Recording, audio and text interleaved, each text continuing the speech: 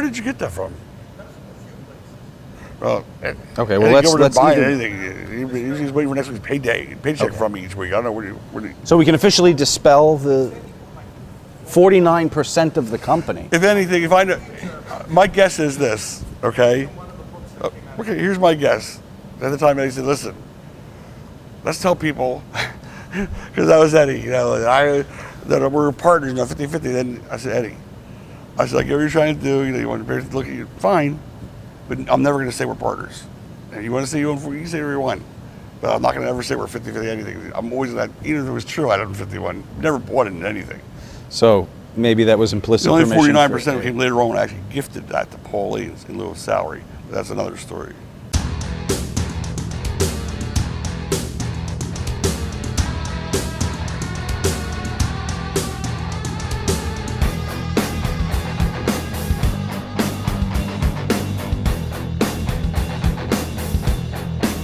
Yeah, I was trying to break up, I guess everything was going on in the ring. There was like 30 guys out in the ring trying to break it up. We see you getting involved in the action again and again and consistently with Snook. Is this exclusively to keep? No, at this point, this I don't even remember what the thought process there was.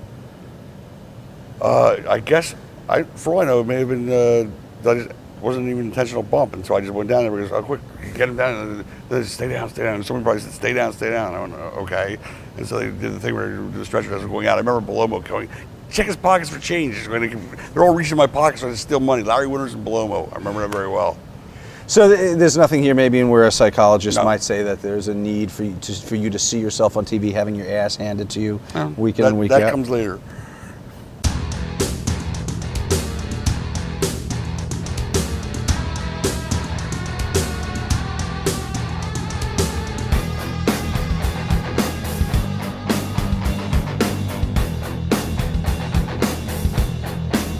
That was a Friday Club board meeting, by the way. It was a what?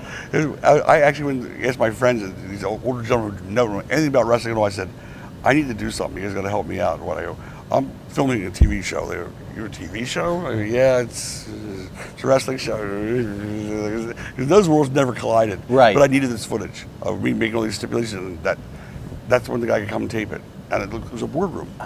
So because it was a boardroom with a long table, that's where I said, just sit there and go, or I'm from, you know, kind of thing. And that's why I did all these different things. And I don't know if Eddie came in during that segment or not, into the boardroom. I don't think so.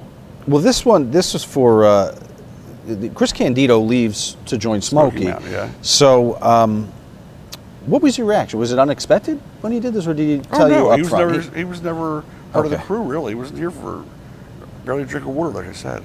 Did you have any rivalry with Smoky Mountain in those days? You know, you're both, I guess, kind of the same size. And is there ever... There was not a rivalry at all. A war for talent? Or no, not at all, because he was you know, the good old Southern boy, you know, kind of promotion. And we were the Northeast, kind of like, you know, much more hip and violent kind of promotion, whereas he was still doing the trash cans over the head and that kind of thing. We maybe incorporated that once in a blue moon, but that was their staple kind of thing. Right. It wasn't until the gangsters came to us that we really had.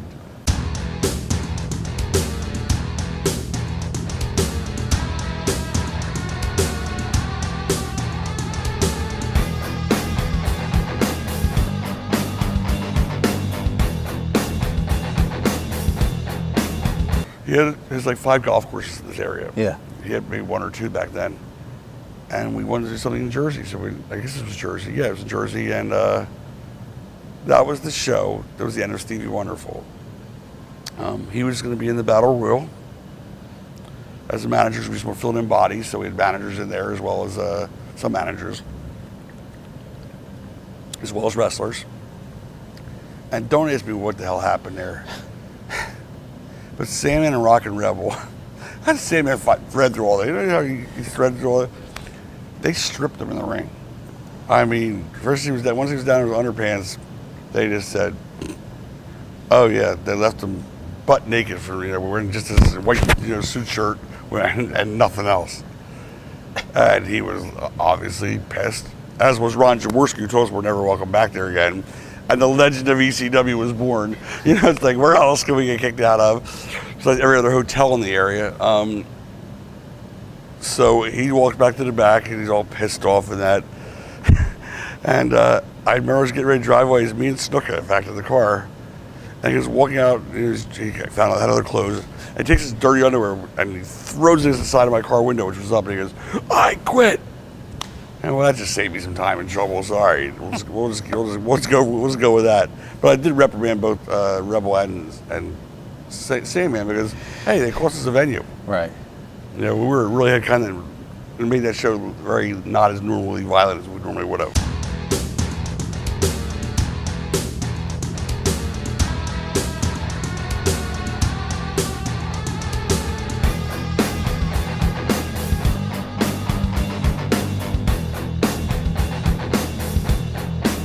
Another one of the beautiful things, Victor Quinones contacts us. Exactly, right. Hey, can I put my guys on your show? No charge. I just want them to get seen, be on TV in the States. Right. And as you use more guys from his company, it's because of that. He wants the exposure. It was those two and Crash, the Terminator, were both on that show. It was Bill DeMott. Right. Who was really the one that Paul really liked, actually. He thought Bill had a tremendous amount of potential. I think it was Paul or Eddie who was booking him. I guess it was Ed. I forget. But yeah, the headers on the show. I think Abby was on that show. Maybe I'm thinking confusing with another show because they were only on a couple shows. Mm-hmm. But I remember the dressing room was back there again, drywall. They're fighting the Bruise Brothers. Boom! It headed right through the wall. I mean, it looked like a cartoon, like where they have like the opening of the cave, and the Roadrunner goes flying through with different. Well, that's the kind of opening they made. As they open it. Sitting right there in the opening, there's Abdullah the Butcher in his red underwear, with a little cigar in his mouth, and he goes, and waddles out of the view of the camera.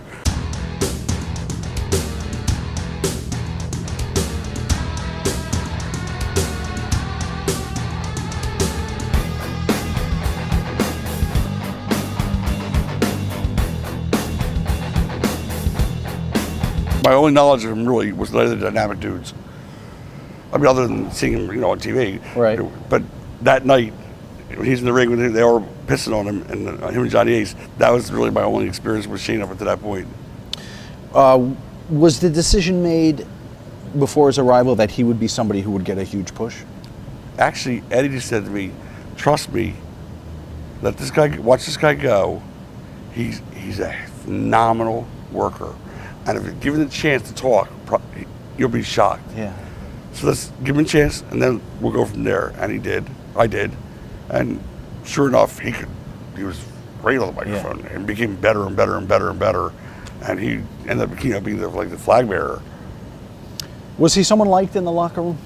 No, not particularly. That's what we hear. I like Shane very much, and our time with him has been great, and he's been very professional and very knowledgeable. Why didn't people get along with Shane? It's a tough question for me to answer because I got along with Shane. Right. Because he was intelligent. Like I had an intelligent conversation with him. He was a school teacher. Exactly. Maybe this would sum it up. Because he would come and tell us, so this kid spit his gum on the floor. So I said, "Oh yeah?" And I grabbed it, I made him good at it. You're going to pick that gum up. And I said, "It's a school teacher." And that was who Shane was. It was the old school of teaching. And he acted as though, because other guys that were partying and he wasn't, supposedly. Okay, so now you're onto something. He acted holier than thou. Yes. And I guess somewhere along the way, some people said, like, that motherfucker's doing fucking shit too. He's fucking just working everybody here. Okay. So all of a sudden his head became like a block again. It wasn't that way when he first came in. You know, the voice and all that and above. And so I guess there was some resentment there for that.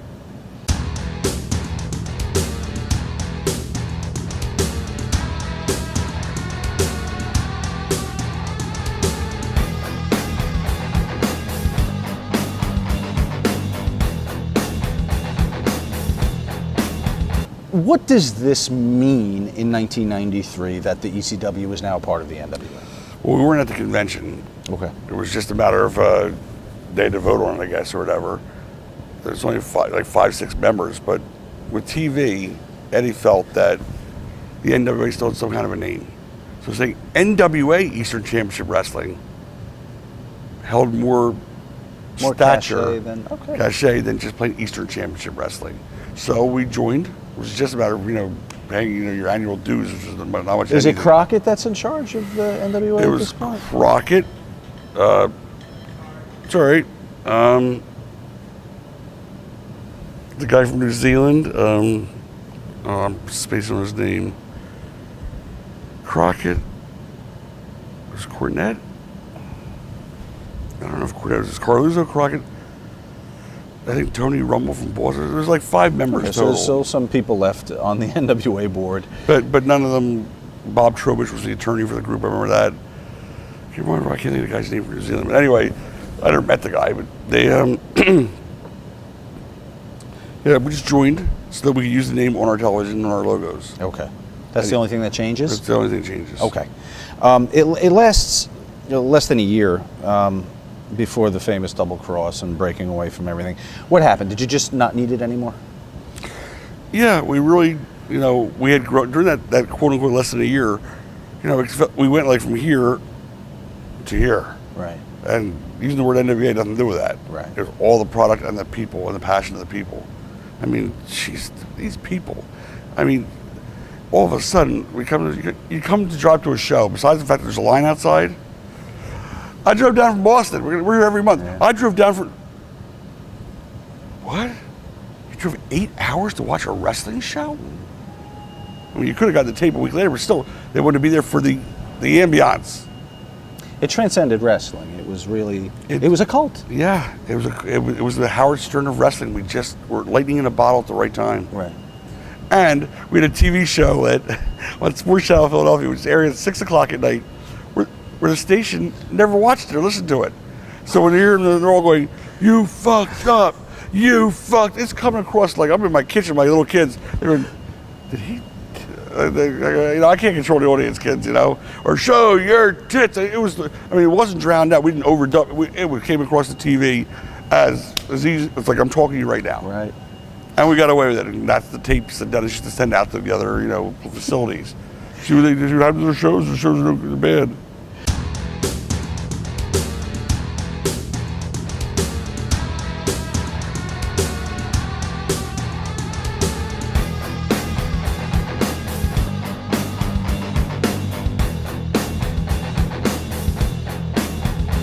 What happened was Crockett and Paulie were going to start this WWN or whatever it was going to be. Yes. A new promotion.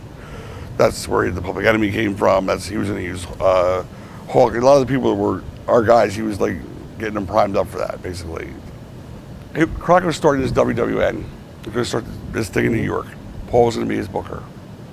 So Paul was just like hanging out. He would get some talent to us, like say, use these guys, and I want to use them in New York, blah, blah, blah. And then he heard that I had met with Crockett or something, and that was way prior to the tournament, I guess. And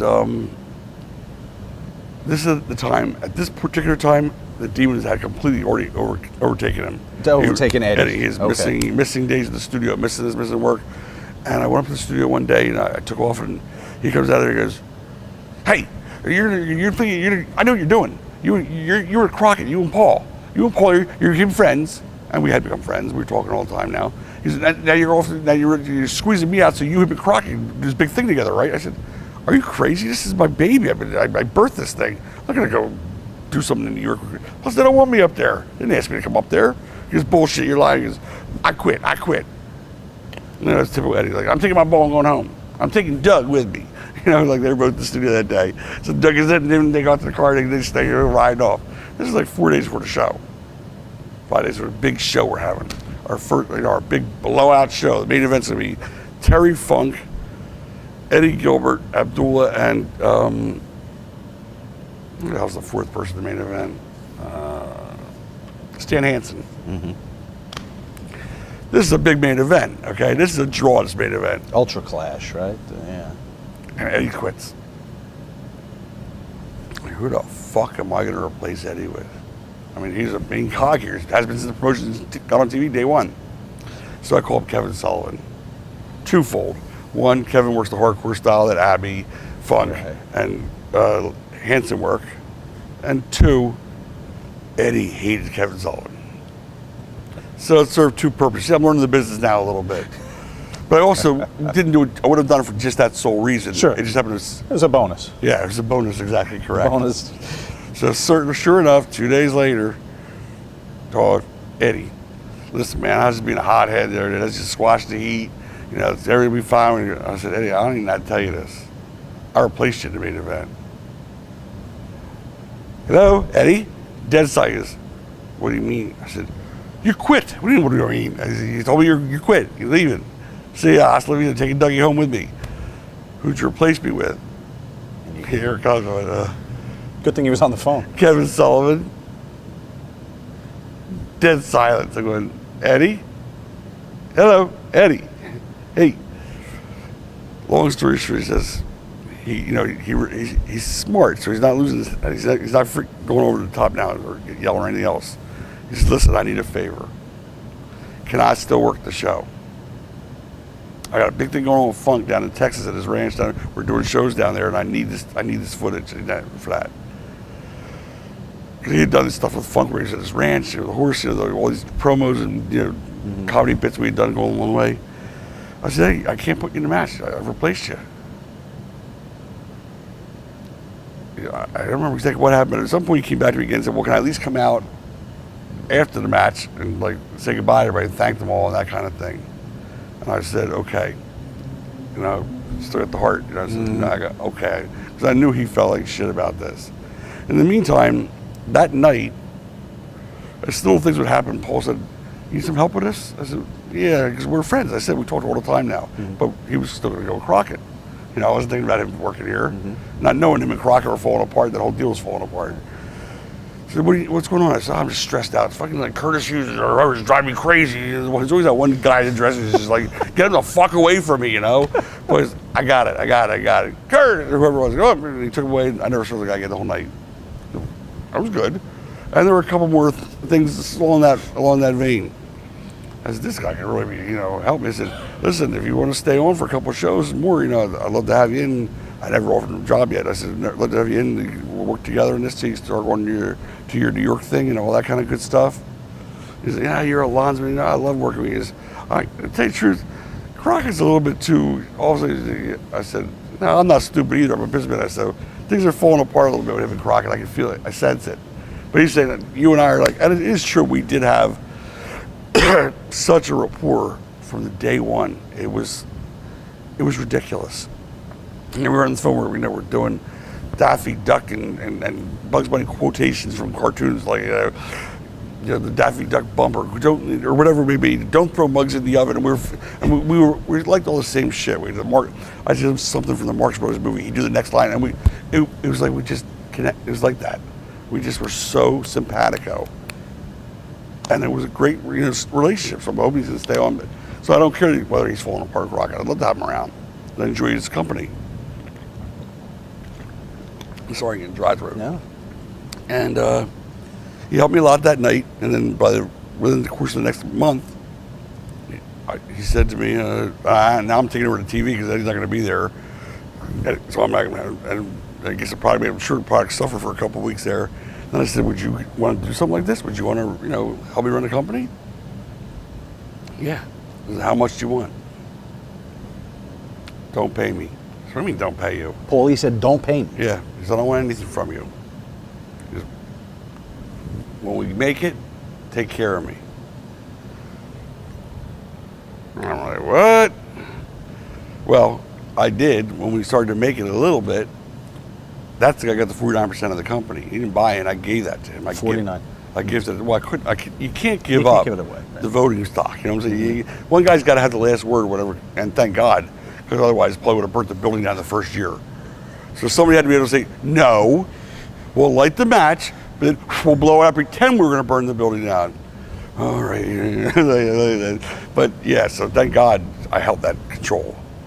Did it ever become contentious where you had to say, listen, I'm 51% and I'm saying we never talked about blow the match out? Well, I mean, where you had to assert the fact that you were the boss and he had to stop.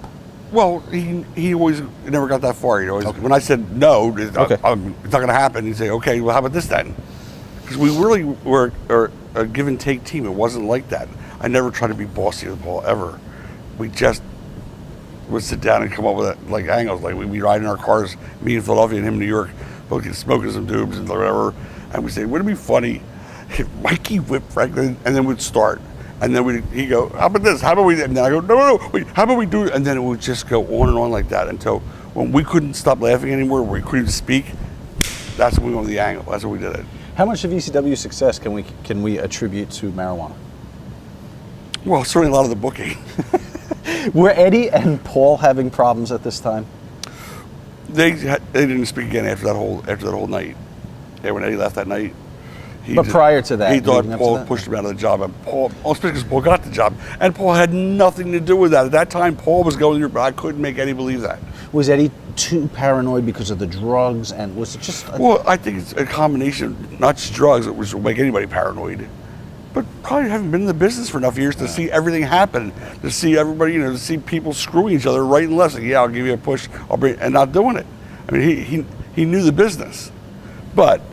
He would pick up a newsletter saying, Observer, Torch Rivalry, pick it up and he'd say, Eddie Gilbert will be in Jersey this weekend. There will also be shows in so what he's saying is, let me tell you what he's saying. He's saying that I didn't want to work Tennessee, I'm too good for Tennessee. Because I'm working, I say, I pick up here like, where does it say that? And this is when he was sober and straight. Right. I said, where's this? He goes, trust me. That's what they're saying. They're saying I'm a piece of shit, and I can't. That's a life on the road, is what that is. Yeah. All the territory. And I said, dude, if that's the case, I think you're crazy. But if that's the case, it's sad because I don't see it that way at all. And he was wrong. As we close out Eddie's legacy here, what was his biggest contribution to ECW? His biggest contribution to ECW was really getting the TV show up and going. Getting it off the ground. Granted, I mean, there were complaints after a while from the fans that it was becoming the Eddie Gilbert show, because he wanted to be Jerry Lawler. That was his whole life. It's all he ever wanted to be was Jerry Lawler. So I brought his son in, just so he could say to Lawler, I got your son now. It was always about him and Lawler. Always him and Lawler, always him and Lawler. He's the king of Memphis. I'm the king of Philadelphia. I didn't understand the intensity of it until I got to know him better. Because I didn't understand the whole dynamic.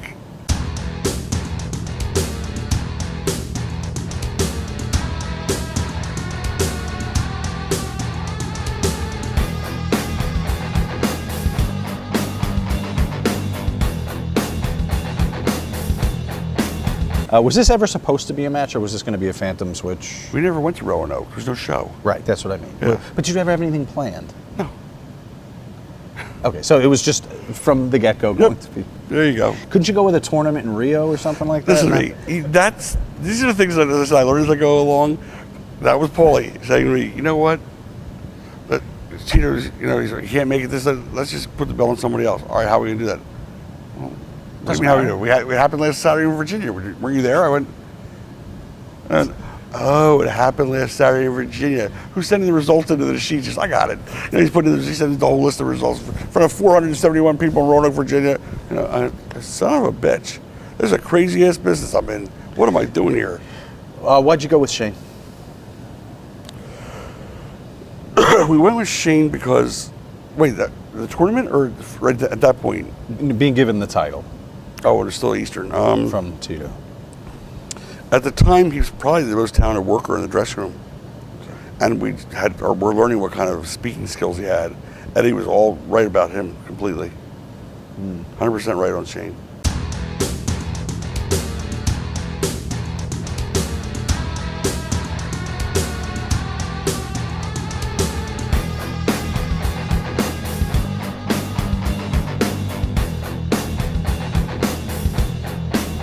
This is also the first Paul Heyman show, is it not? Exclusively booked, September 18th. He took over shortly beforehand. Wait, Eddie left in July, you said? Eddie left September 7th, and this is September 18th. Yeah, then Paul did not take over that show. No, that's a mistake. He actually started, it was at least a month later, because that show... He came back for, right? Yeah. So, for this, okay. So he came in. So Paul is not. Paul's helping me in the back that night, as I said, taking guys away out of my hair and stuff. Yeah, okay, but he's not booking the show. No, not at all. Sorry. I still booked that show. In October, we did it together, and so on and so forth for about 6 or 8 months. And then about 8 months later, I got to the point where I said I'm totally comfortable with him booking the shows, as long as everything's run by me before we actually go on, out there and do it. Because who knows what he's going to come up with in his mind, in his little nutty professor mind. Like, I guess they say, joking about the Daffy Duck bump, what that is. Which is Cactus Jack always used to talk about it. It's a cartoon, Daffy and Bugs. And Bugs always out doing Daffy, always out doing Daffy. And finally, Daffy does this thing where he swallows an explosion and he blows himself up. And he's floating in the air and he goes, Daffy, I gotta give it to you. That was great. He goes, I know, but I can only do it once. So we call it the Daffy Duck Bump. Each week, month, things were getting more and more crazy. Right. 2 tables, 3 tables, 5 chairs. Like, oh my God. So what's left? What was left was the Daffy Duck Bump, where that's you only do it once, though. That kind of thing. You blow the whole place up, kind of deal.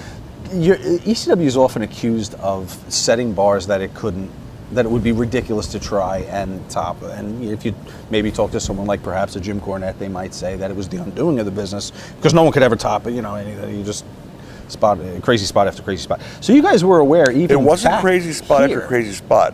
What we did wrong. Well, there's flaming tables 6 high. Yeah, that's a crazy spot. Yes, but I'm saying it wasn't like then we go to the next. Another spot in the same match. Once we did those crazy spots, they were like the end of a match. They weren't but the next pay-per-view, though. Yes, agreed. Just zooming out, the next pay-per-view, there's kind of the expectation on the part of the fan. Yeah.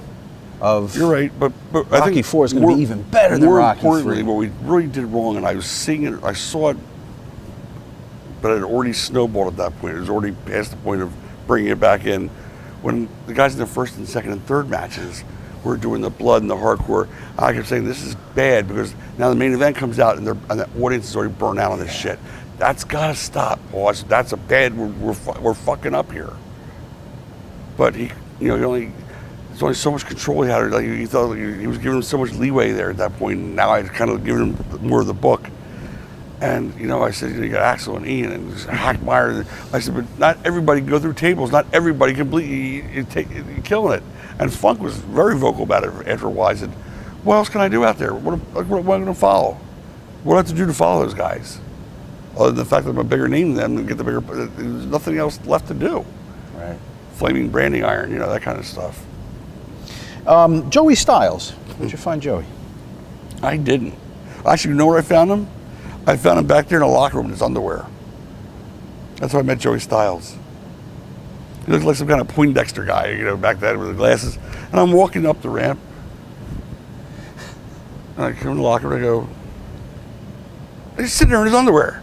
With his glasses on, and he put his shirt on. I said, excuse me, not to interfere or anything, but who the fuck are you? Why are you in my dressing room? You're in your underwear. He goes, oh, I'm sorry, because he hadn't even introduced himself to me. He goes, I'm Paul Heyman from New York. Why do I got to try out? He let me do one match. So I said, he hadn't mentioned it to me. So meanwhile, you should have to introduce yourself to everybody when you're walking a locker room. I came in after him still. That's how I met Joey Styles. And it turned out to be terrific. A real pain in the ass at the beginning. It caused us a lot of problems. But problems as far as what? He couldn't live with Paulie's schedule.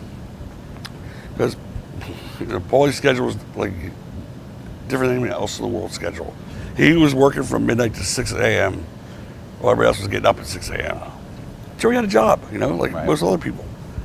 And he wanted him in that studio, and he was, everything had to be perfect. Do it again. No, I don't just see you said up to the, do it again, painstakingly. And Joey said, I can't keep coming down here every week for this. I'm staying 2 days to do the show that one night and then do the voiceover for TV. I can't do it. And he left. And because Paulie was not flexible enough to make it work. And then so they had to bring that Bill Watts character announcer, which was the worst announcer, and he made Jay Sully look good. That was brutal.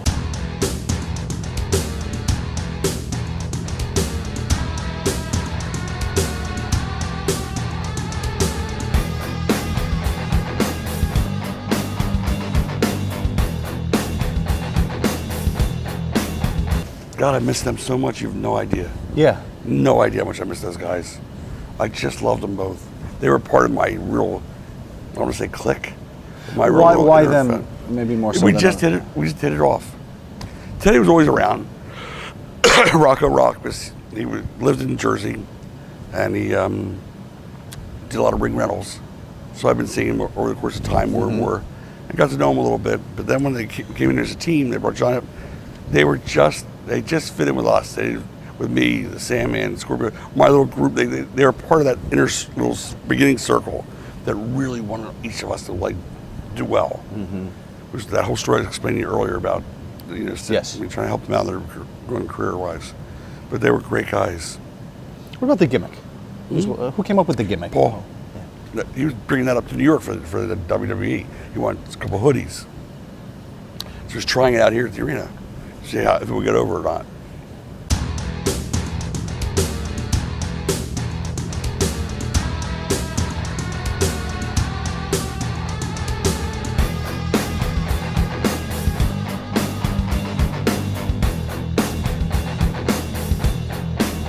Jazzy JT Smith at this point. First of all, why Jazzy?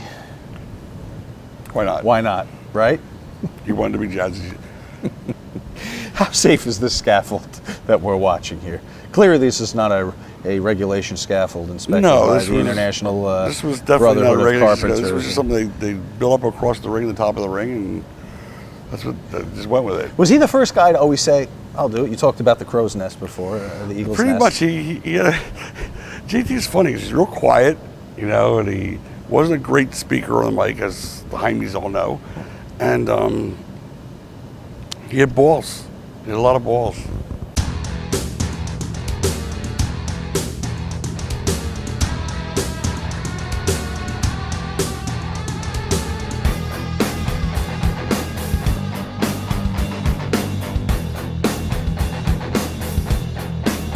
What about bringing Abby in? Is he easy to deal with business-wise? Piece of cake. Yeah. Real easy. Had he seen footage and saw that this was a fit for his style? No. I met him back when he came for Good Heart. So he remembered who I was, and he knew I was promoting.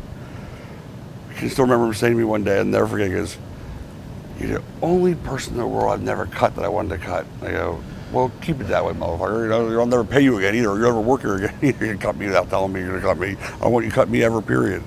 I remember him saying that. I was always watching him out of the corner. I'd never be out in the ring when he's out of the ring. I'd be from in the locker room when he's in the locker room. But Abby was, he fit in perfectly. He's a great guy. Couldn't put his boots on, but he's a great guy. Well, yeah. You got to see that. Him trying to swing that boot around. He'd sit there for 15 minutes. Trying to hook the foot? Yeah. No, that's what he would do. He would go, and he couldn't. How did he lace it? Oh, it was a zip, right? It wasn't a lace. Yeah, it was a zip. But getting it on was the trick. He couldn't ask somebody else to do it for him, so it was a little awkward. Was there any, speaking of awkward, any awkward tension between Sullivan and Gilbert on the show, since they were both in the same building? Gilbert never came in the back. Really? He came into the front door, took the microphone. Paul got pissed off because I don't know whether he didn't understand that, feeling as though he had no right to do that. And I said, I told him he could do it. And then Doug Gilbert was in the back, and that's the first time there's ever any kind of tension in my locker room. And he smashed a glass bottle or glass pitcher or something with a baseball bat, and somebody calmed him down, and that was the end of that. And Eddie left, and Dougie left, and he took Dougie with him. And then he left, and that was the end of it. Was that the last time you spoke to Eddie? No. Okay. We spoke after that. He said he's always sent me a Christmas card. Okay. For the years he was still alive, and yeah, we still spoke. In fact, can I tell you something true? Please do. Here's something this is the place for it. Nobody even knows. He said, called me up and said, "Listen, I got a great idea. Dennis is bringing me in. How about I win Dennis's belt, throw it the fuck down, and come back to ECW?" I'm like, oh my God, are you? We finally get some like piece of the. We're like, are you serious? I said, it's a hot angle, but who's going to see it when you do it over there? That's the problem with it. I mean, if you could do it in front of our crowd, it'd be phenomenal. But you do it in front of 180 people at the Armory over there. It's not. But he did offer to do that. Wow. Why did I have a report here? Did he ever make a play for your wife? No, that's Paulie. See, one day, he made a comment. He said, to me, not to her, he said, your wife really is good in jeans. What the hell is he even thinking in his head? I said, yeah, well, they're going to stay on her too. She doesn't come around the shows or anything really. And Boy said, you know, you're making a play for your wife. I said, dude, he said it to me. He doesn't even know her. They wouldn't even talk to her. Whatever. And he blew that up. Things take a life of their own on. I'm like, God. Yeah, they do. Well, while we're on your wife. Better not be on my wife. That's right. In keeping with... Which wife would that be? Talk about the... well, how many times are you married? I'm now married a third time. A third time. Is third time the charm? Mm-hmm. Okay. Oh, 1,000%. Okay.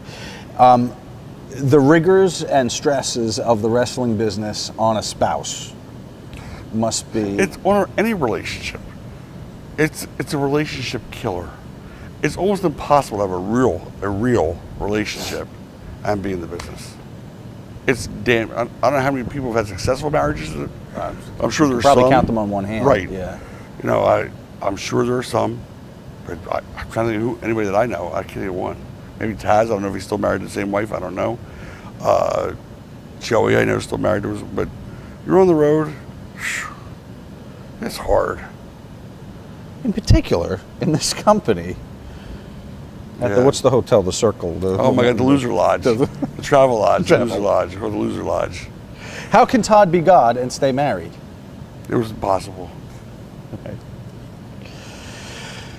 Spent a lot of time in temple, kind of atoning for. I spent a lot.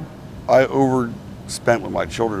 I mean, I gave them more time than they would have gotten if I was just a normally married man. When I was home, I gave and gave and gave. Whether it was reading them, I was always. And the two of them work with me now full time. My store. One of them's out in LA trying to become an actress. I mean, that's from the time I put in when I was there.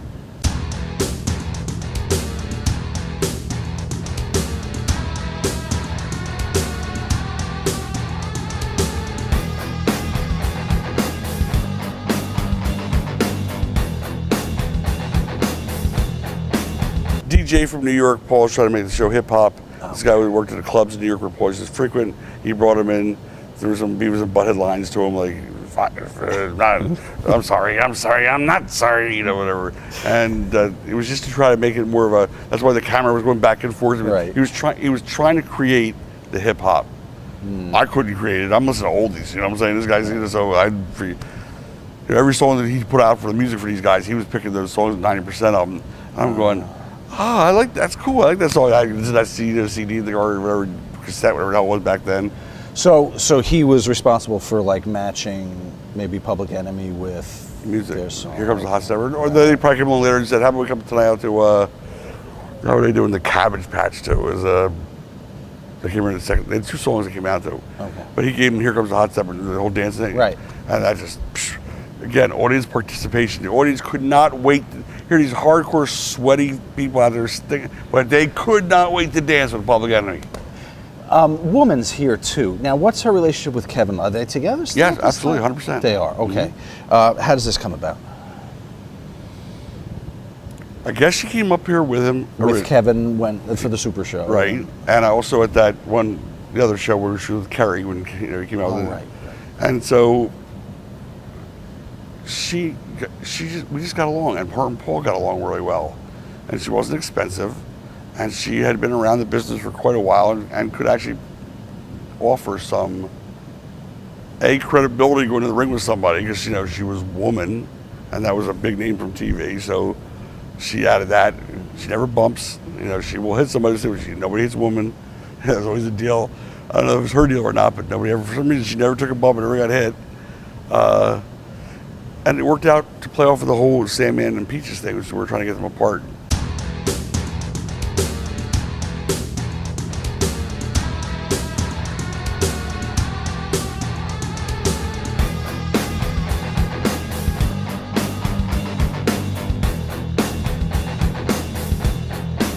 Hotline was Bob Ortiz into his house. He was just taking ticket orders and stuff like that. What about the training academy? Training was what right goes here. into setting that all up? Well, it was here. You're in the academy right now. The other side of the wall. We had a ring there in a room, and we had JT training, and we had Rebel training, and then we'd have guest trainers. And tons of people would come in, like Sherry Martel would go there with somebody once in a while, or God miss Sherry Martel. Shelley Martel. Anyway, You cover whatever you read. Oh boy. Yeah, we had a hell of a drive. End of the shows were really trips, man. They all come in all. What was the condition of the exit at about 11:30? Oh my God! On a Saturday unfortunately, night? no one exited because Paul wouldn't do promos till after the shows were over. Because he had to make sure to see what happened during the show before he could decide what he wanted to do with the promos. And the promos started like at midnight, and it's going to end till 5 in the morning. And the guys hated it. And if Paul didn't like somebody, he pissed on you. No, not yet. He'd always like, Ian Rodder, he'd always make him go last. Like, you just make him sit there for 6 hours because he's such a prick sometimes. Was this a successful venture for you at the time, the training center? Well, yeah, I mean, we didn't pay any rent for the room. Right. Or maybe Butchie did say, yeah, give me, you know, $100 a month, you know, give me more, you know, access to everyone. It's okay. So, you know, where it was, people were paying like $3,000, I think, to become students. And I would give the trainer 1/3, the company would take 2/3. And what kind of turnout did you get? Well, we had this guy named Dreads, who was actually a fan in the front row, who he went through it, but then he didn't finish because he... I mean, what, might it be 10 people, 20 people? Oh, total? 8 to 10. Okay. Francine came out of there. She was trained there. I don't remember who else. Oh, sorry. So that's 20 to 30 grand to carry to the bottom line, which doesn't hurt. Now the hotline was just it wasn't a 1-800 number yet. I mean, 1-900 number yet, right? No, the hotline that made money. You mean that was Joey Styles' deal. Yes. That was a Joey Styles thing. It was like, instead of paying, we're on the balls of our ass trying to make things, keep everything the bottom line. So we're always giving somebody something different that they can make money on, so that we would have to pay them more money. Joe, you want a hotline? Do it. Okay. You keep 70%. We'll take 30%.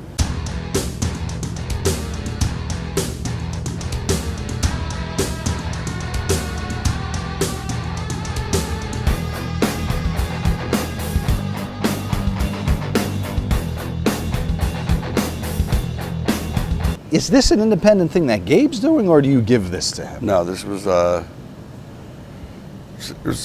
same kind of an idea, because I think we took the 70% and he had the 30%. I don't remember. But he was a college student at Temple. He contacted me in my office. He said he'd like to be involved somehow. He doesn't know how, but he could do a newsletter or he could do this. I said, well, we could use a newsletter. I mean, great to go out to people's shows, stuff like that. But at the time, we weren't even thinking about selling it yet. So he just wanted to do it to get in. Then we started to sell it eventually, and I don't remember what the split was back then. It's too far long gone. Has he parlayed that into getting more involved with the company? Well, eventually moved up to getting coffee. Moved up to getting coffee? No, I'm kidding. He eventually started working. See, I got a few left of me, even though I'm wilting over here. He eventually got a job. I put him on the second floor of my store, where he would take ticket orders. He would send out the tickets. He would, take videotape orders, and he was in charge of getting them out, mailing them out, got them shrink wrapped, et cetera, et cetera. So little by little, he got more and more responsibility taken on. He's become a respected booker in the business.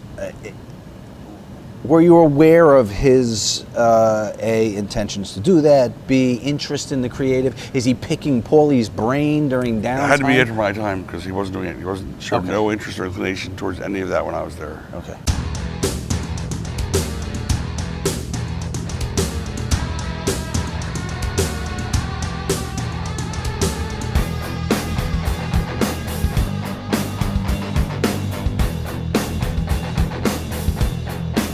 Getting Sabu to come out on the gurney in the Hannibal Lecter mask was like pulling teeth. He didn't want to do it. He said, there's a guy who does it in Japan, and it's disrespectful to do it. I'm not doing it. Sabu was brought up by the Sheik. And, there were things, and we just hammered him, especially Paulie, hammered, you got to do this, you got to do this, you got to do this, you got to do this. So he finally agreed to do it. 911 being the guy who pushes him out on the gurney. And because the building was so empty back then, we were really just getting started, especially for a TV taping or something. It was like sections completely empty. So he would come out on that gurney, and people were going, and they were actually backing off. And these are smart fans. Like when he come down the aisleway, he's tied up no less, in a straight jacket, and they were still backing off of him. He'd get let loose, and he'd start grabbing chairs and just throwing them. He was throwing them in the empty sections, or instead of just hitting other chairs. But the fans were like, "Oh my God, he's gonna hit us!" Like he was never throwing anything near a fan. Okay. but he just looked like he was unbalanced. He was crazy. And then he started putting tables in the ring and going through them himself. After post-match, he put himself through tables. Now, I've been put through a table by some people plenty of times. Trust me, it's no picnic. So he just had an amazing tolerance for pain. The guy, he was crazy. Love Sabu. How did you find him? He worked for, like Benoit was a Carluzzo guy first. And he was trying to do both. And I said, yeah, you can't really do that, because why is someone going to pay to see you here if they can go across the bridge literally less than 15 minutes away and see you there? Mm-hmm. You know, there's nothing, and you're not going to be doing the same gimmick there. It just defeats the whole purpose of what we're doing here. You have to understand we're trying to build something here. This is not a one-night deal like over there, like once every couple of months is going to bring. This could be bread and butter for you. It's like a real job. Like this is like ongoing. We're running every week almost somewhere, and he finally got the deal and said, "Dennis, I can't work for you anymore." What was you mentioning Dennis and him running every couple of months, and as ECW grows and becomes a staple, right? Literally 10 minutes from Cherry Hill or whatever. What's your interaction? Is Dennis seething? Is he just dejected? Is he defeated? I wasn't with him or privy to him. We didn't speak here on any level. The word never came back. Well, what happened was the one night that things really escalated to the point where my security came and got me. Full house in here, 1,000 people. It all took was 900 or 1,000 to fill it up. And they said, "There's two guys out in your parking lot that we grabbed. They're going from car to car and they're unscrewing the valves and all the tires. So people have flat tires at the end of the night." I said, "What? Our fans? I can't imagine that.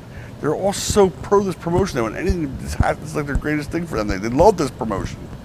It's Dennis and this guy Gino Moore. So they said, "Do you want us to get him? Have to call the police?" I said, "No, just get him out of here." It was Dennis himself. Yeah. And skinny Gino Moore? Is that the one I'm thinking of? Yeah, big Gino. And I said, "Man, that's wow." It's a Saturday night, and they're spending their Saturday night, crawling around the ground and screwing tires. Real Bush League kind of. I kind of figured, well, I guess we've kind of left them behind now. We moved on to another level, so there's no. But that was also pre the NWA screw job.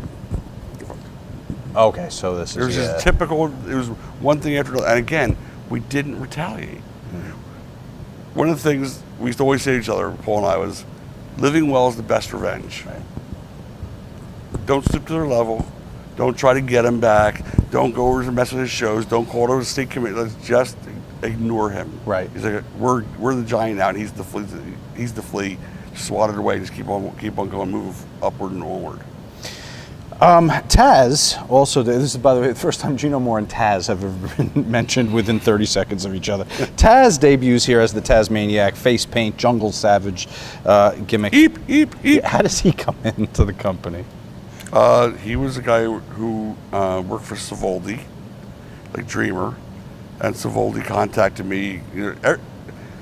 What I learned real fast is as you start to become successful, everybody's trying to get a piece of it. Right. Like every worker in the world wants to work there because nobody else is running shows, let alone regularly. Everybody wants to have a steady payday. So every worker wanted to work here and would take less than normal if we would put them on X amount of shows. Right. And Savoldi contacted me about a couple of guys he had, and he thought we could use them. And they talked to Paul, and he wanted to do something together jointly. And I said, "I'm not interested in that. I'm trying to build this. I got to focus on my company. I can't worry about someone else's company right now." But I respected him because he had been around forever in the business. And we brought him in and started using him right off the bat. How long into that do you start to realize that someone like a Taz could have a tenure here? Is it once he lost all that stuff and just started working? No, we had him as a tag team with Sullivan. Paulie liked him because he could work. He wasn't a bullshit kind of guy. He was very unique to our dressing room. That he was totally clean. Right. I mean, in terms of I don't know if he did the gas or not. I never asked him. But in terms of actual drugs, alcohol, show's over. He dreamed there was a little group back to the bed, back to the hotel to work out or whatever they did. And so that was an anomaly in our dressing room. And he was also not a leader yet because he was still lower on the card. It wasn't until Sullivan left And we he got his first big role, that angle that when he took that microphone the very first time to cut his big, heel turn, that we're like, and we didn't let him talk. We didn't let this man do anything except jump up and down and go, eep, eep, eep. Who knew? Right. The guy was a stud with a microphone. And he turned out to be a tremendous, tremendous talent and champion. Took himself a little too seriously at times, I'll tell you that, I'm sure, which caused him a little animosity in the locker room.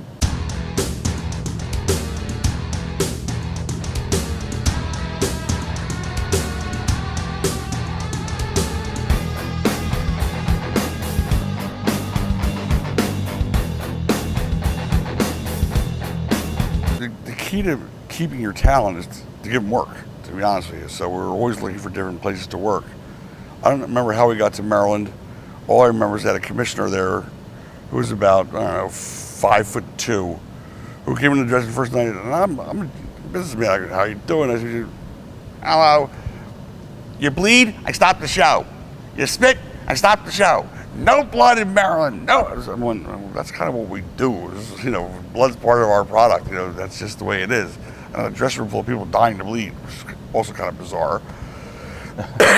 And so they really curtailed us at that show, and we decided Maryland was not going to be Maybe that's for us. why you don't go back to Maryland for quite some time. Ironically enough, the debut of the ECW Maryland State Championship given to J.D. Smith, which is also, I guess, the first and last time that is shown. Correct.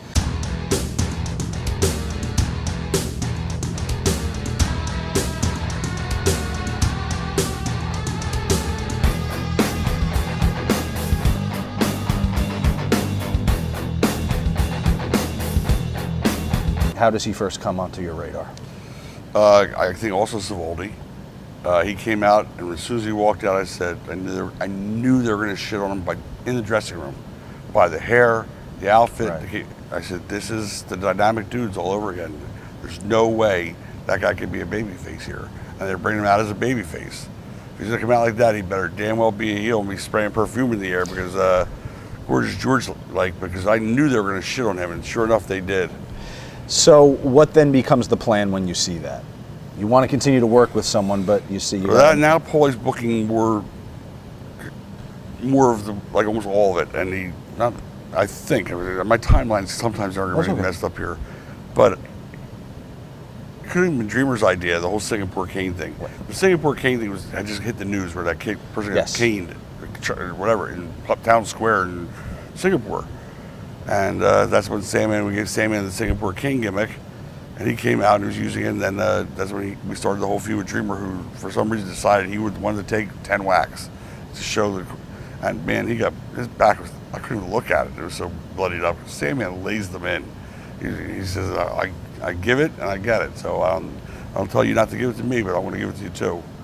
And in fact, we did a show down in Florida, I guess. It was going to be him and Mikey. Loser gets caned, and I said, "Hey, don't kill this kid. Seriously, don't do it." He goes, "I can't believe you're saying that." He was really pissed off. He goes, "I never asked for any quarter from anybody. Why are you telling me? What makes him different, and special? He's going to be a wrestler, and he's going to want to work. He's going to have to take it. I'm going to lay him in there," and he laid him in there. What was Tommy like behind the scenes in the locker room? Quiet. At the very beginning. I remember we had a double shot that I put together. In fact, I even rented a bus because we were in Valley Forge, the afternoon show, Valley Forge Music Fair. Beautiful theater in the round. Yeah. I mean, what a crazy place to hold a show. We did a show there, and that night we did a show in Delaware. So I know my locker room. If I don't keep them all together, I'm going to have about a third of them show up in Maryland going wait, Delaware, wait, where is it? I'm in Maryland, forget about it. So I rented a bus, and everybody had to go on the bus. And that was the first time I think I ever smoked in front of the boys, other than say my initial, Sandman, the guys like that. We're driving back from the second show. And I hear him go, no. It was in the back. So he goes, shut the fuck. He goes, go, Gordon, come back here. I go, what? Everybody going, a teacher came in the room. He goes, these guys don't want to get high, and they're all afraid to smoke because you're on the bus. Do it. I go, what? He goes, do it. fine. So I started smoking for them. It was, fuck. And the whole bus was like this cloud of smoke. The only two people that didn't smoke were Dreamer and Taz. We get off the bus. I just hope I don't ruin this, pull this mic out. We get off the bus back to the hotel in Philadelphia. Tommy gets off the bus. He goes,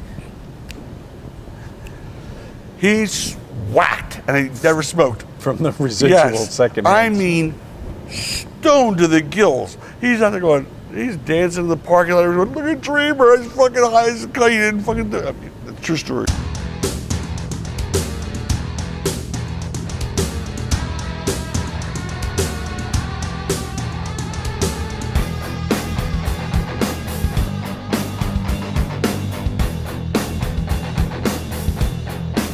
What did you think about the pairing of Funk with JT Smith to start with?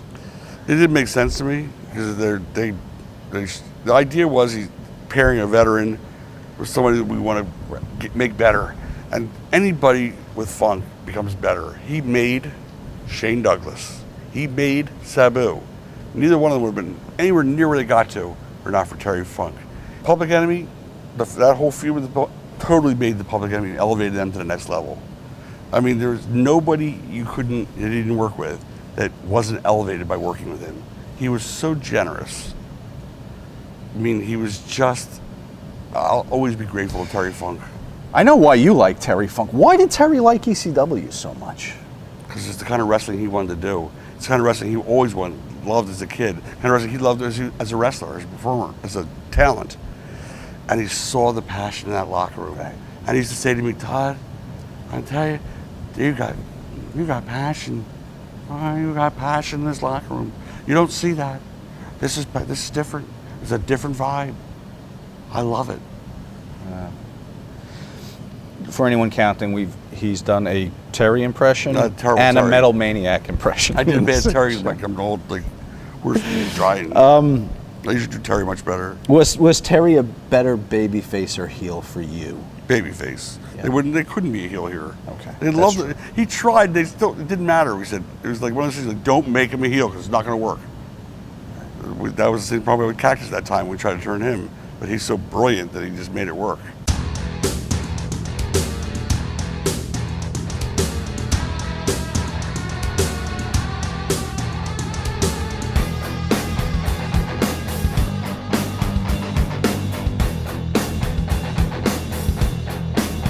Sabu was going to be, that was the guy. That was the guy, okay. He became, the one that the people were coming to see. He was there for such a short time, though. You were that confident. Oh. Based on what, the fan reaction? Fan reaction was absurd for him. Right.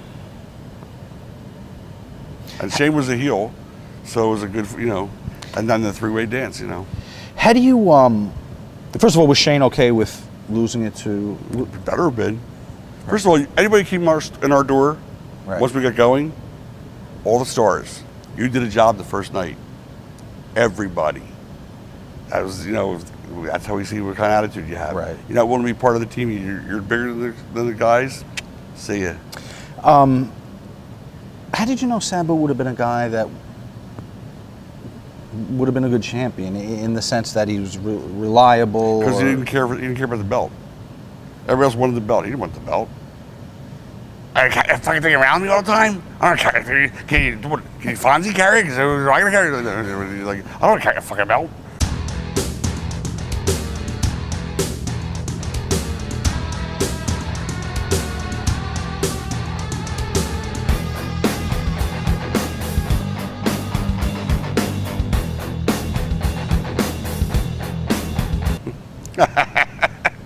Dude, the things we said that these people said, we told them, sky's the limit. I mean, you have to understand something. The guys weren't watching the show. We could say anything that was going live across the air, and each week we say, how the fuck did that? Does nobody beep? Does nobody censor like anything in the net? Nope.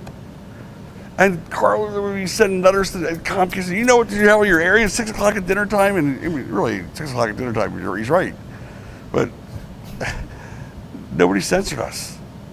And the more rope we got, the more rope we took. Where did the Greg line come from? Is that something she just threw out? I guess. When the cameras were rolling? Or she maybe it's the truth.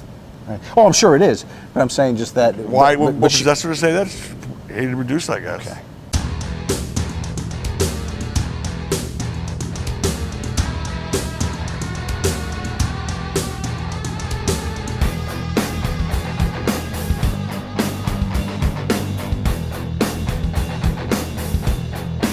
Talk about bringing in Bundy. There's still just that thing that you guys did. Yeah, it was just big names. it was just one of those things. You know, it wasn't not a transportation, not a hotel stay, Right. and we wanted to do the mystery partner thing. Really hadn't been done to death yet. You know, that was still one of those things where it was something new and exciting. Like, who's the mystery partner going to be? And the fact that we did our usual, I know, let's make him bring out Ian Rotten first, so the place will just shit all over it. And of course they did. And then we revealed it to be the whole just to go, oh, you got us again. Like, you don't ever let us down, do you? Like, come on, guys. Ian's part of the crew. We're going to bring Ian out as Terry's mystery partner. Give us a little credit after what you've been seeing all these years, months, whatever. Bundy is local, and he was, a big WWF star, WrestleMania main event. Why didn't he work more here? He didn't want to work. Oh, okay. I mean, he wanted to work. But he didn't want to work. He didn't want to work. Right. Yeah, he was still in that 5-second pin, and he just couldn't. Certain guys, I guess, they just don't get it. Curtis Hughes, a great guy, just didn't get it. Right. Oh my God. True story. We're at Lulu Temple, maybe, or another place in local. The Zembo Mosque. No, it wasn't the Zembo Mosque. I just wanted to say that I never brought Lulu up the Temple Zembo was the Mosque. mosque. You're doing a job for Taz. I can't do a job for Taz. It's Paul and I, we go, what do you mean? I can't do a job for Taz. Paul and I again, what are you talking about? He goes, I beat Lex Luger. Okay? Yeah, he's in the wrong place. He's in the wrong place. I said, no, you didn't. The pencil beat Lex Luger. You didn't beat any. What are you talking about? You beat Lex. Are you crazy? He put it to his shoulder on the third count, and then we used it for a long time after that. He tried. It wasn't being taped. Right. There's about 170 to 200 people in this little facility, and he lifts his shoulder because he beat Lex Luger.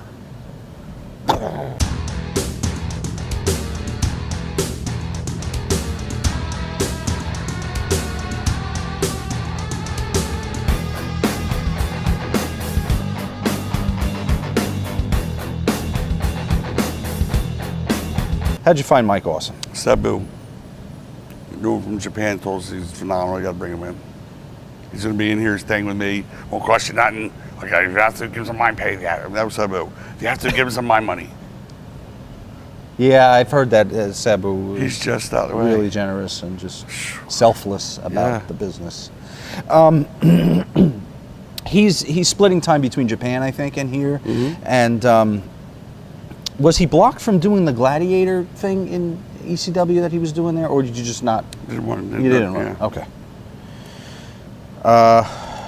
Another one we lost far too early. So many of them. Yeah.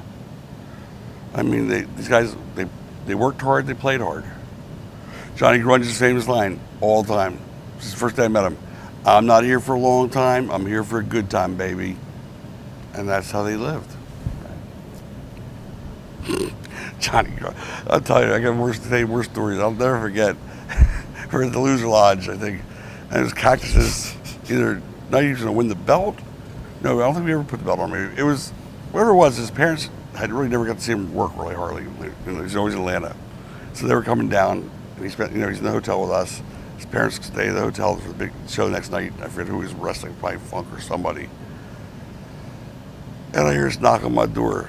I forget who I was with. I went there, he's Todd. I go, yeah, Mick, what's up? He goes, I need some help. He goes, it's Grunge, man. I go, what? He goes, he's laying in the hallway here. My parents are here. I go, what do you mean? He goes, his pants are around his ankles, man. He's laying in the middle of the freaking hallway. It's 9:30 in the morning, okay? 10 o'clock in the morning. I go, what? I walk out there, there's two Spanish going, Mista? And he's snoring away. I'm trying to wake this fat ass up and get him Pantless. back. He thought he was going to the bathroom and went out the front door, out the hotel door, never went to the and then just went down. Take a shit in the hallway. No, he just passed out there, and that was it. And there's guys in my parents. I don't want them to see this Todd. He was another straight one, straight arrow, by the way.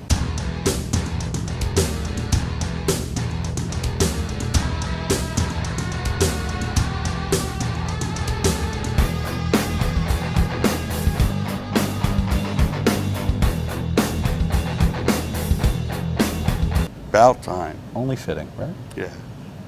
Terry Funk's the greatest.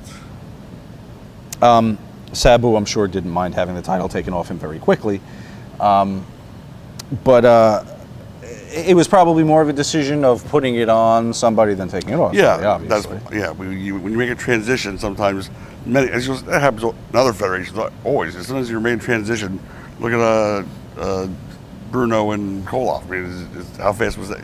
You know, it's just to make the transition, and also give the illusion that anything can happen at any time. Right. You sold the company to Paul Heyman in May of 1995. Do you have any regrets when you look back at your time, your company that you helped birth? Do you have any regrets not sticking it out longer than 1995? I couldn't financially keep it going myself past 95. Paul had gotten me into some bad situations, to be honest with you. Were there legal implications? Not at all. Those? Okay. No. It was, I'm talking to other networks, see where I get our show put on the air to expand.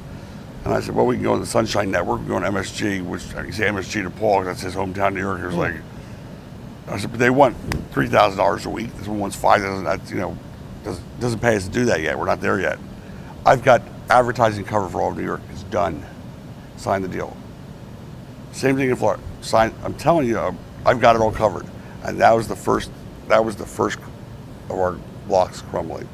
Hit no advertisers, and all of a sudden there's. And you went on the hook for the. Yeah, because I signed a contract for X amount of weeks. Now it's either put the company out of business, and all the boys in the locker room were like, "Oh my God, now we're doing Florida. Now we're really growing.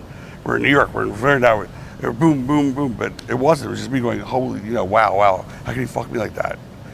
I know. And in his mind, to his credit, I'm sure he thought, I can get people in New York. I know everybody in New York. He didn't get anybody. So. Does he ever cop to that? When you approach him, we don't discuss it now. I mean, back then, that's when the first time we ever had our, are you fucking kid? How can you fucking do this to us? Like, what are we supposed to do? What are we supposed to do now? And what do you say? He's like, trust me. No, I'm the one of the boys. Don't give me trust me. And yet, we're still friends to this day. So I know that's a hard thing to understand, but that's Paul. But yeah, at that time, began the beginning of our breakup. Had that not happened, had there not been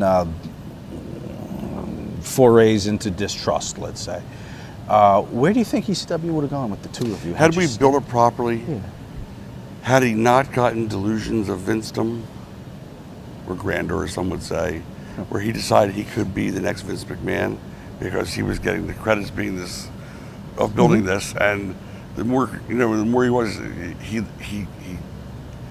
it stopped being Todd and Paul, or Todd, then it was like, he liked being the face of the company. I didn't mind everybody bothering him during the day. The workers is dealing with the talent is sure, and I'm running the business. Yeah, and I got Bob Marion calling me. You know what I'm saying? So this is the idea of what I'm telling you. For real, it was like that all the time. Or just going, listen, how come I've never gotten a belt? I should be a champion. I'm like, dude, I'm at work. Talk to me when we're at the arena. Yeah. But it was, so I didn't mind him taking a lot of that off of me. Right. And being, more of the other side of it. However, as I realized now, he was placing himself to put himself as Paul Heyman's ECW as opposed to the way it started out as we were together like that. But had it not gone that way? Had not gone that way, and then had I built the way I wanted to build it, I don't think we were going out of business until the politically correct era came in and said, you guys, you kidding me? You're not going on our network. Stylistically, you would have had to change what you were doing? That would have killed the company anyway. Right. I mean, at the time, Howard Stern was #1 in every radio station in the country. And all of a sudden, he's off celestial air. He's got to go on satellite. What's your side of the mole story? None of the stuff that you read or thought was true. It was never a mole situation. It was never like that at all. Well, then that's the answer, isn't it? Yeah, well, I've said it 1,000 times every time that somebody's asked me. Some Paul and I concocted together as I was getting ready to leave.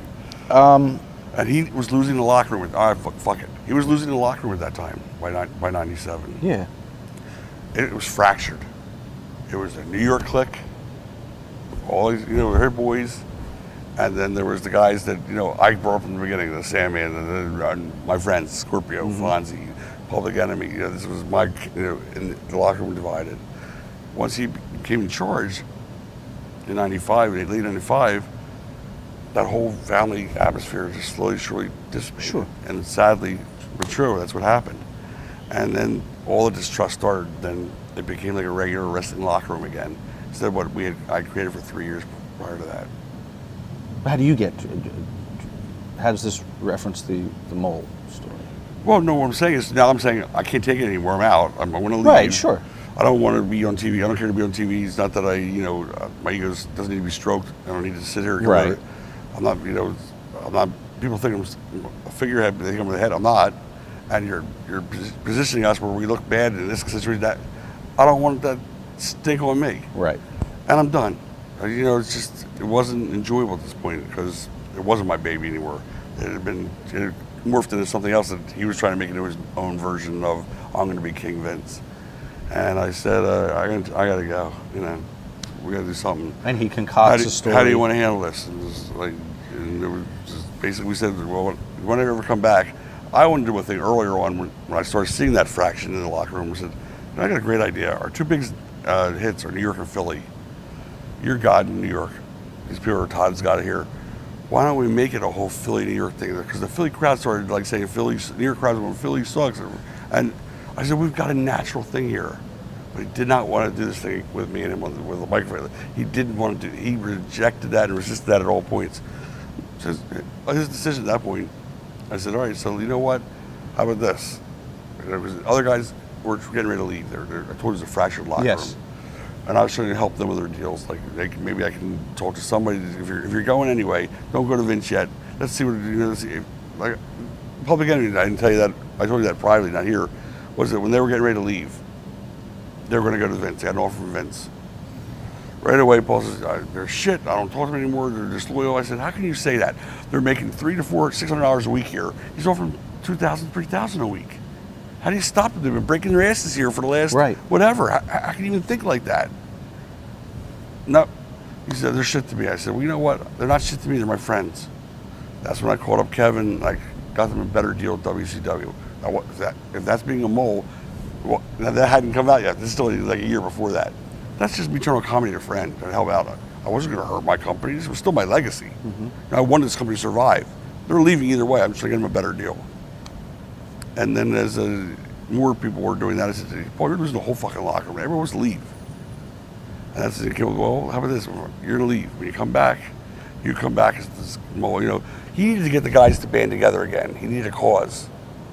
So they got all the New Yorkers, of course, in the room together. They said, "Listen, there's a mole. We got to stand together. We're going to lose everything we've all been building for. And I've got plans. I'm going to get us on TV and Jupiter and Mars. And just stick with me." And he used that sounding board, nice, backed up, and the Sandman and like other people, Fonzie, a couple other people were saying like, "Dude, like I'm ready to fight the whole locker room." Because they all think like you. I said, "It's okay. Let them do his thing with those guys." They go, "But we know the truth." I go, "I know that. I know the truth. You know the truth." But you did it for the betterment of the company, and the guys that were there that were correct to keep them. And also, I didn't want to see the company fall apart. Okay. I mean, it was now 5 or 6 years, in. It's 1997. I've been doing it for 5 years now, and it was.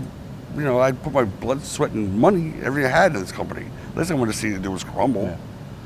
So the idea being that if I ever came back inside in a year or whatever the case may be, there's a great angle. I come back as a heel. When are you going back? I always wanted to be a heel. I never got to be a heel. I was always just the babyface commissioner getting beat up. I said, I want to come back as a heel. Well, you were always my babyface. I appreciate that. One last question. If we had to give one MVP award to an ECW somebody, who gets it? No such animal. The company gets it. It's the truth. I could not single a person out. I tell you what I love, what I don't love. But single somebody out as the MVP? No. and the audience together. That's synergy. That was the MVP. Still here with Tod Gordon, and I just wanted to take a moment. Some things have changed in the former ECW Arena. We're standing in front of a rather lavish snack section with full bar, which didn't exist. This was a wall, right? This black wall continued. Correct. For the whole thing, right? This was the ramp. We came up into the locker room. No floor here. It was just the ramp. Was this was your hard cam, right? So you were shooting this way. That's correct. That was the Eagles' death. So if you look up there, that I guess continued all the way to the screen left, right? That kind of ran to there. Okay. Yeah, I can see the cut. So it went to here. So this was the full Eagles nest here. Concessions were under here? Concessions were underneath, right over there. Okay. Right. And then obviously the ring was in the center. Bleachers right there. Here and here, right opposite the heart. Why can't we go here and see the stage? Oh, it's oh, okay. Oh, I see. Okay. That's where the height up there. We want to go there. I see. Okay. This is the bleacher box right here. Gotcha. That was a fan entrance, right? Right. And the floor over here as well. Oh, there was. So there was a door. Yep. Where did you guys come in? You came in that ramp? We came up the ramp, back there behind everybody. And your locker room would have been Still back. to that corner. Again, there was a solid wall. We came up that ramp. The locker was right back.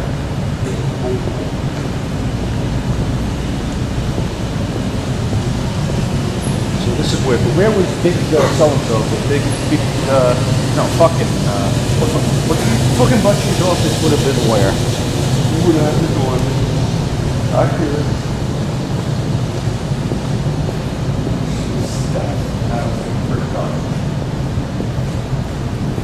There was dark steps. That door is right there. That went up, straight up to the second floor there. They separated the Vikings from us. Okay. And this area here was the locker room, right? This is where the Vikings, And there was a staircase here up to the top stage. A little dressing room here, door here, we go here, we talk about what's here, just private conversations in there. And this was much bigger. Sparky maybe? Not in here. Not in there. That was over there. Okay. Excellent. Piece of history. Yes, sir. A wrestling church. I don't think any of us realized at the time. Well, I can tell you that. I don't believe 20 years later. It was really insane. Well, your face when you walked in and just saw that. It's like I can't believe the same ECW in 2016. Right. It still astounds me. Right. I've never had an idea how big the thing was at the time that it could live No, like that. sure. Well, the best things are like that, you know. That's why the most valuable baseball card was a throwaway when it. You've seen that. Oh, pretty good. Okay. I'll talk to you soon. Absolutely. Thank you very much. My pleasure.